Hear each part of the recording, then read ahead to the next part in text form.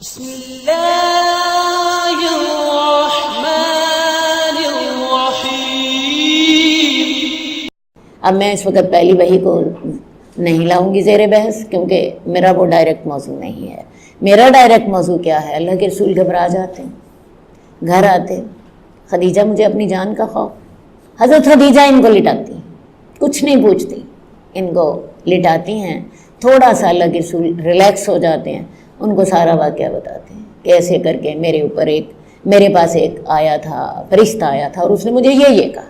حضرت خدیجہ اس وقت رسول اللہ صلی اللہ علیہ وسلم کو تسلی دیتی ہیں، اور تسلی دینے کا ذرا انداز دیکھیں۔ آپ ان سے کہتے ہیں، اپنی وحی کے الفاظ بتاتے ہیں اور ان سے کہتے ہیں خدیجہ مجھے اپنی جان کا ڈر ہے۔ حضرت خدیجہ بڑے زوردار الفاظ میں بولتی ہیں، کلا، ہرگز نہیں، ایسا کبھی بھی نہیں۔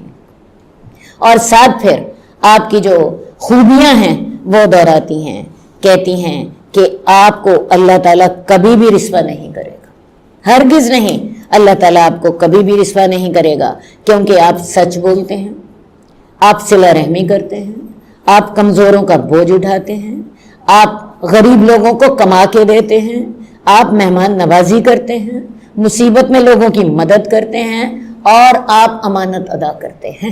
یہ 7 باتیں حضرت خدیجہ نے کہیں بڑے جزم کے ساتھ۔ ہرگز نہیں، اللہ آپ کو کبھی رسوا نہیں کرے گا، کیونکہ آپ سچ بولتے ہیں، صلہ رحمی کرتے ہیں، کمزوروں کا بوجھ اٹھاتے ہیں، غریبوں کو کما کے دیتے ہیں، مہمان نوازی کرتے ہیں، اور مصیبت میں لوگوں کی مدد کرتے ہیں، اور امانت ادا کرنے والے ہیں۔ اور جس شخص کے اندر یہ خوبیاں ہوں، اللہ اس کو کبھی رسوا نہیں کرے گا، اللہ ہرگز آپ کو رسوا نہیں کرے گا۔ یہ 7 باتیں جو حضرت خدیجہ نے کہی ہیں، یہ حضرت خدیجہ کی آپ کے بارے میں آپ دیکھ لیجئے رائے۔ ایک بیوی خامن کو سب سے زیادہ جانتی، اور اس وقت تک حضرت خدیجہ کو آپ کے ساتھ رہتے ہوئے 15 سال ہو چکے تھے، 15 سال ہو چکے تھے۔ تو ایسی نپی تلی رائے حضرت خدیجہ نے دی ہے، اور اتنے مضبوط انداز میں آپ کو حوصلہ دیا ہے کہ اللہ کے رسول کا وہ جو خوف تھا، خدیجہ مجھے اپنی جان کا ڈر ہے، دل سے جاتا رہا۔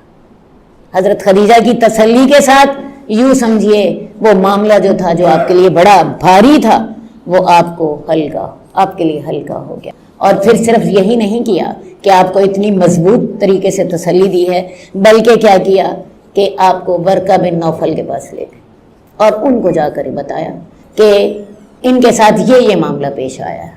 اب ورقہ بن نوفل جو تھے، میں نے آپ کو پہلے بھی بتایا کہ وہ تورات اور انجیل کے عالم تھے۔ انہوں نے رسول اللہ صلی اللہ علیہ وسلم کو یہ خوشخبری سنائی، بتیجے یہ تو وہی فرشتہ ہے جو حضرت موسیٰ پہ نازل ہوتا تھا، اور کاش میں اس وقت جوان ہوتا، کاش میں اس وقت طاقتور ہوتا جب تیری قوم تجھے مکے سے نکال دے گی۔ اللہ کے رسول حیران ہو کے کہتے ہیں کیا وہ مجھے نکال دیں گے؟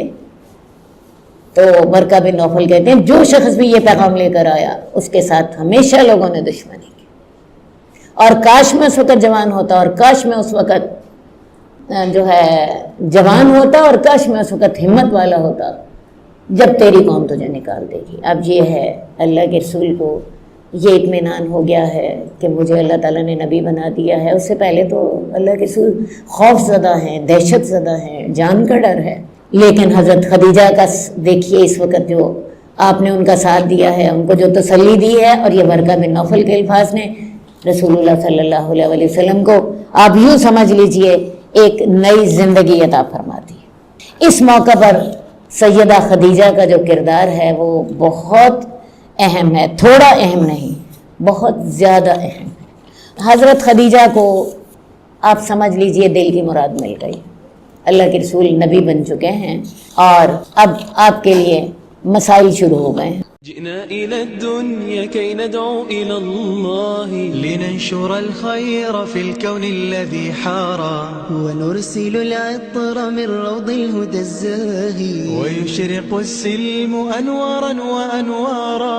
جئنا إلى الدنيا كي ندعو